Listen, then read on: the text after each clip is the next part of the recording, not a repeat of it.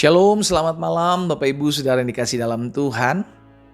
Malam hari ini kembali kita akan sama-sama merenungkan firman Tuhan, agar sebelum beristirahat yang kita ingat adalah janji Tuhan, ya, bukan kesusahan yang kita hadapi hari ini, bukan ketakutan yang kita sedang hadapi hari ini, juga apalagi bukan orang-orang yang nyebelin, orang-orang yang ngeselin, perkataan orang-orang yang nyakiti hati kita. Jangan ingat-ingat itu, ya. Biarlah malam hari ini mau tidur, yang kita ingat adalah kebaikan Tuhan, yang kita ingat adalah firman Tuhan yang memberikan kita kekuatan, memberikan kita pengharapan. Dimanapun Bapak Ibu Saudara berada, melalui program Bible and Bed ini kita akan sama-sama merenungkan firman Tuhan. Kita berdoa, kita datang sama Tuhan. Bapak, terima kasih karena sepanjang hari ini Tuhan yang tolong kami.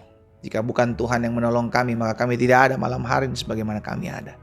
Sebabnya kami bawa setiap hidup kami sebelum kami beristirahat, untuk kami kembali mendengarkan sebagian daripada firman. Roh Kudus urapi kami dengan roh hikmat dan wahyu, sehingga kami mengerti dan dimampukan kami untuk melakukan setiap kebenaran yang ada. Bersabdalah atas kami, di dalam nama Tuhan Yesus Kristus kami berdoa. Haleluya. Amin, amin. Puji Tuhan. Saudara dikasih dalam Tuhan, ketika kita menerima Yesus sebagai Tuhan dan Juru Selamat, maka langkah berikutnya adalah kita harus mewaspadai hidup kita. Ya, sama-sama bilang sama saya harus waspada hidup saya. Karena biar bagaimanapun si jahat akan coba-coba. Ya, si jahat tuh sukanya nyoba-nyoba gitu. Coba aja barangkali berhasil. Dan gak pernah nyerah gitu loh. Gak pernah nyerah, terus dia coba. Nah, kita yang sudah tahu kebenaran, kita yang sudah tahu firman Tuhan, maka kita harus mewaspadai hidup kita. Jangan sampai kita terseret.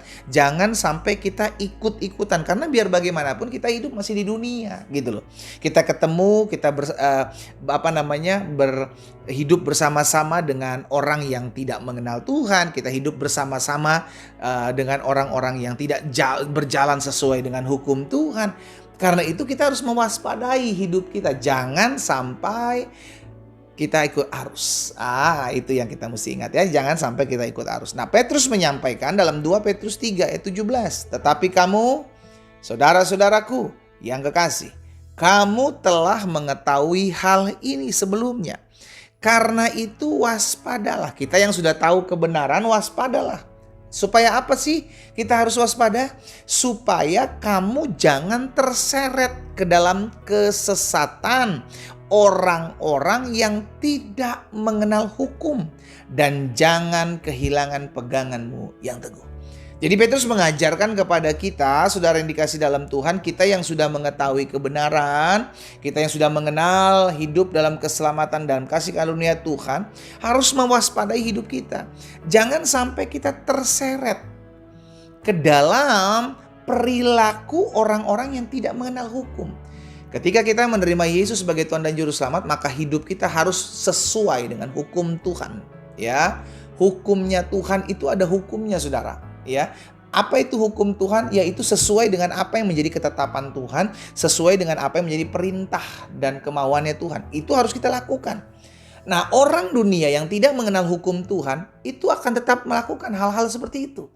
Kita yang masih hidup dalam dunia, kita melihat perilaku orang-orang yang hidup tidak sesuai dengan hukum Tuhan, maka bisa jadi kalau kita tidak mewaspadai hidup kita, kita akan mulai terseret. Gitu loh, saudara. Kita akan mulai terseret. Jadi jangan pernah bilang, yang penting kan saya sudah terima Yesus sebagai Tuhan Juru Selamat, pendeta. Yang penting kan saya sudah ikut ke gereja. Yang penting kan saya sudah melayani. Oh, justru hati-hati. Orang-orang yang sudah melayani, orang-orang yang sudah terima Yesus, orang-orang yang rajin beribadah, itu justru menjadi target operasinya si jahat.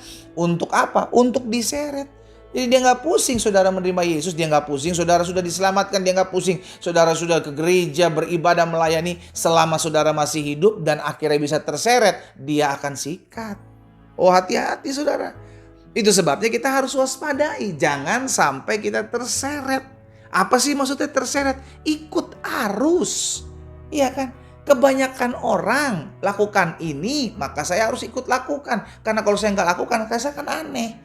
Kalau semua orang bisa ngebohongin pasangannya, kalau semua orang bisa menghalalkan segala cara, kenapa saya nggak boleh ikut pendeta? Yang penting kan saya udah terima Yesus, yang penting kan saya udah beribadah, yang penting kan saya udah berpuasa, yang penting kan saya udah rajin baca Alkitab. Oh, hati-hati saudara. Ya, justru orang-orang yang hidup takut akan Tuhan, rajin beribadah, baca Alkitab, itu yang menjadi targetnya agar hidup terseret. Makanya Alkitab jelas katakan pergaulan yang buruk merusak kebiasaan yang baik. Kalau engkau salah bergaul, engkau akan terseret, engkau akan merusak kebiasaan-kebiasaan baikmu. Sekarang mungkin belum. Tapi soon, pelan tapi pasti engkau akan lihat perilakumu mulai berubah. Engkau mulai rajin, tadinya rajin ibadah, rajin berdoa, rajin baca Alkitab. Udah mulai, aduh kayaknya gimana ya, buru-buru nantilah baca Alkitab ya, aduh gimana ya, udah doanya udah gak sempet ya ikut-ikut doa ya gimana ya. Karena udah mulai terseret ya kan, si jahat itu gak langsung serangnya, dia nyicil saudara. Nyicil sedikit demi sedikit sehingga kita tanpa kita sadari, kita sudah menyimpang dari jalan-jalan Tuhan. Karena itu waspadai, sama-sama taruh tangan kanan kita di dada. Sama-sama bilang sama saya harus waspada. Ya, hati-hati, jangan sampai kita terseret, jangan sampai kita ikut arus melalui kehidupan orang-orang yang tidak mengenal hukum. Ingat, kita yang sudah mengenal Tuhan Yesus, ada hukum yang berlaku atas hidup kita. Apa hukum itu? Kasihilah Tuhan Allahmu dan kasihilah sesamamu manusia. Itu hukum kita saudara kasih dalam Tuhan. Sehingga perilaku kita harus sesuai dengan apa yang menjadi ketetapan Tuhan. Karena kita sudah memberikan hidup kita kepada Tuhan, maka hidup kita berlaku hukumnya Tuhan, bukan hukum dunia. Ya, tapi orang-orang yang tidak mengenal Tuhan berlaku hukum dunia. Mereka tidak mengenal hukum Allah. Sehingga hidupnya suka-sukanya dia. Nah, hidup kita orang percaya nggak bisa lagi suka-suka kita. Karena kita sudah ada di bawah hukumnya Tuhan. Ya, itu sebabnya hati-hati. Makanya Yesus jauh-jauh hari sudah sampaikan dalam Matius 24 ayat yang keempat. Jawab Yesus kepada mereka, waspadalah supaya jangan ada orang yang menyesatkan kamu. Mungkin kau tetap masih Kristen, tapi perilakumu menyimpang dari firman Tuhan, engkau sudah tersesat. Ya, mungkin kau masih ke gereja, tapi perilakumu sudah menyimpang dari firman Tuhan, engkau sudah tersesat. Tapi hari ini kita harus ingat, waspadai hidup kita, waspadai diri kita. Itu sebabnya tetap terus sesuai dengan firman. Back to Bible, renungkan firman Tuhan, kembali kepada firman Tuhan, jalani kebenaran firman Tuhan. Sehingga hidupmu tidak menyimpang ke kanan dan ke kiri. Sehingga apapun yang kau kerjakan di bawah tangan Tuhan berhasil dan beruntung. Kita berdoa, kita datang sama Tuhan. Bapa, malam hari ini kami mendengarkan firman Tuhan. Kami syukur selalu diingatkan oleh Tuhan melalui firman-Mu. Sehingga semakin hari kami semakin didewasakan, kami semakin bertumbuh dalam pengenalan akan Tuhan. Sebab Tuhan yang menolong dan memampukan kami. Hamba berdoa buat setiap umat Tuhan yang malam hari ini mendengarkan firman Tuhan. Biarlah selalu kami waspadai hidup kami, agar kami tidak terseret, kami tidak tergerus iman kami. Kami tidak berjalan dengan orang-orang, berjalan sesuai dengan apa yang Tuhan mau saja. Tapi kami tidak mau hidup jauh dari Tuhan. Itu sebabnya hamba berdoa, ya Tuhan tolong setiap kami, anak-anak-Mu yang mendengarkan firman Tuhan malam hari ini.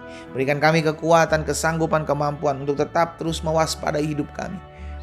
Agar hidup kami tetap terus berjalan sesuai dengan hukum-Nya Tuhan. Hamba berdoa juga buat yang sakit. Karena hamba percaya disampaikan firman, disembuhkan mereka. Tuhan pulihkan kesehatan mereka masing-masing. Dan hamba berdoa juga yang susah Tuhan hiburkan. Yang berbeban berat Tuhan beri kelegaan. Kesanggupan kami pekerjaan Tuhan. Di dalam nama Tuhan Yesus Kristus kami berdoa dan kami bersyukur. Haleluya. Amin. Selamat beristirahat saudaraku. Selamat malam dan Tuhan memberkati.